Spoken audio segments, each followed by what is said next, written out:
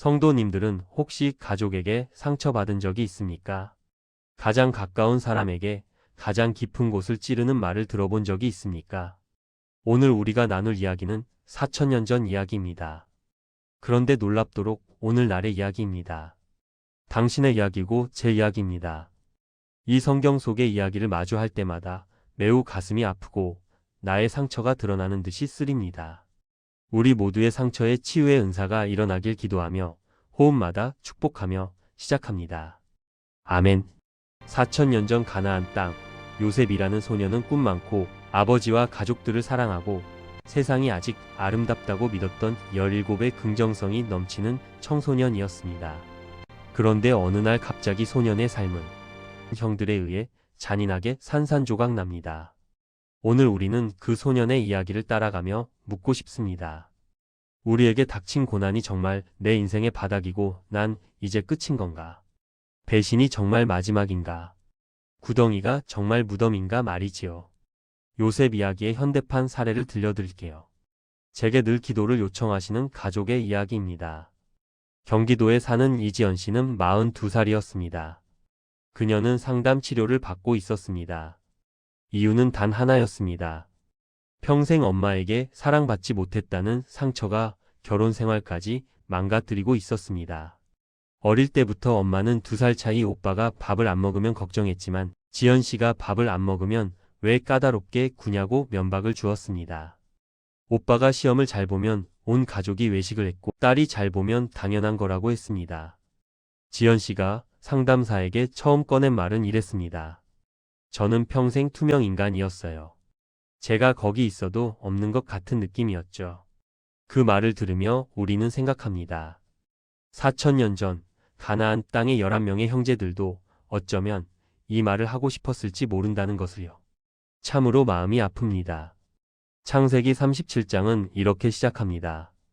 요셉은 노년에 얻은 아들이므로 이스라엘의 여러 아들보다 그를 깊이 사랑하여 그를 위하여 채색 옷을 만들었더니 당시 가나안에서 채색 옷은 단순한 옷이 아니었습니다.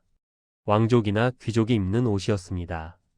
노동하지 않아도 된다는 신분의 표시였지요. 야곱은 12아들 중 오직 요셉에게만 그 옷을 입혔습니다. 온 가족이 보는 앞에서 말이죠. 형들은 뙤약볕 아래서 양을 쳤습니다. 거친 들판에서 거친 손으로요. 그런데 요셉은 채색 옷을 입고 늘 아버지 곁에 있었지요. 생각해 보십시오. 매일 아침 그 옷을 보는 형들의 마음을. 단순한 질투가 아니었습니다. 그것은 나는 아버지에게 사랑받지 못하는 존재라는 확인이었습니다. 야곱은 몰랐을 것입니다. 자신의 사랑이 다른 아들들에게 얼마나 깊은 상처가 되는지를요. 부모의 편애는 대부분 의도적이지 않으나 그 결과는 깊고 오래갑니다. 요셉도 몰랐습니다. 자신이 받는 사랑이 형들에게 칼이 된다는 것을요. 그저 아버지가 좋았고 아버지의 사랑이 따뜻했고 세상이 아직 안전하다고 믿었습니다. 그러던 어느 날 요셉이 꿈을 꿉니다. 들판에서 곡식을 묻고 있는데 형들의 곡식단이 자신의 단에게 절을 했습니다. 이 꿈을 형들에게 말했습니다. 아마도 신이 나서 아무 생각 없이 순진하게 말이지요. 형들의 반응을 성경은 이렇게 기록합니다. 그의 형들이 그에게 이르되 내가 참으로 우리의 왕이 되겠느냐 참으로 우리를 다스리게 되겠느냐 하고 그의 꿈과 그의 말로 말미암아 그를 더욱 미워하더라. 성경의 표현은 언제나 정직합니다. 며칠 후 요셉은 또 꿈을 꿉니다. 이번엔 해와 달과 별 11개가 자신에게 절을 하는 꿈이었습니다. 요셉은 또 이야기했습니다. 이번에는 아버지 야곱조차 요셉을 꾸짖었습니다. 내 어머니와 나와 내 형들이 참으로 가서 땅에 엎드려 내게 절하겠느냐. 그러나 성경은 덧붙입니다. 그의 아버지 야곱은 이 말을 가슴에 간직해 두었더라. 야곱의 마음속에는 이 아이는 뭔가 다르다는 느낌이 있었고 편애를 더 깊게 만들었고 형들의 시기 질투, 미움을 더 짙게 만들었습니다. 야곱은 나쁜 아버지였을까요? 그렇지 않습니다. 야곱은 자녀를 한없이 사랑한 아버지였습니다. 그러나 그 사랑의 방식이 한쪽으로 기울었습니다. 요셉은 나쁜 아들이었을까요? 요셉은 순수했습니다. 그러나 그 순수함이 때론 다른 사람의 아픔을 읽지 못하게 만들었습니다. 형들은 어떤가요? 그들은 상처받은 자녀들이었습니다. 그리고 상처받은 사람은 때로 더 깊은 상처를 만들어냅니다. 잠언 17장 1절은 말합니다. 마른 떡 한 조각만 있고도 화목하는 것이 제육이 집에 가득하고 다투는 것보다 나으니라. 가족 안의 평화는 풍요보다 중요합니다. 사랑의 불균형은 결국 모두를 다치게 합니다. 당신의 가족 안에도 혹시 이런 불균형이 있지는 않습니까? 의도하지 않았지만 한쪽으로 기운 사랑이 있나요? 말하지 못한 채 내 안에 쌓여왔던 상처가 있으신가요?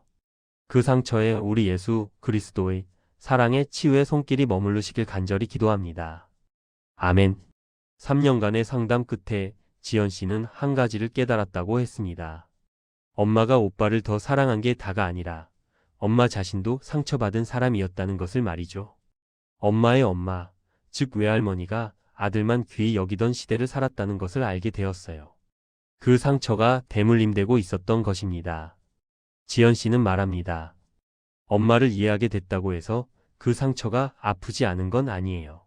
그런데 엄마의 히스토리를 이해하고 나서야 비로소 엄마에게 말을 걸 수 있게 됐어요. 이해가 용서의 문을 엽니다. 용서가 관계의 문을 엽니다. 요셉도 13년이 지난 후에야 그 문을 열게 됩니다. 아직 세상이 안전하다고 믿던 소년에게 폭풍이 닥칩니다. 그러나 우리는 압니다. 폭풍이 닥치기 전 하나님은 이미 그 소년의 마음속에 씨앗을 심어 두셨지요. 꿈과 믿음이라는 씨앗이 자라고 있었지요. 여호와의 말씀이니라. 너희를 향한 나의 생각을 내가 아나니 평안이요 재앙이 아니니라. 너희에게 미래와 희망을 주는 것이니라.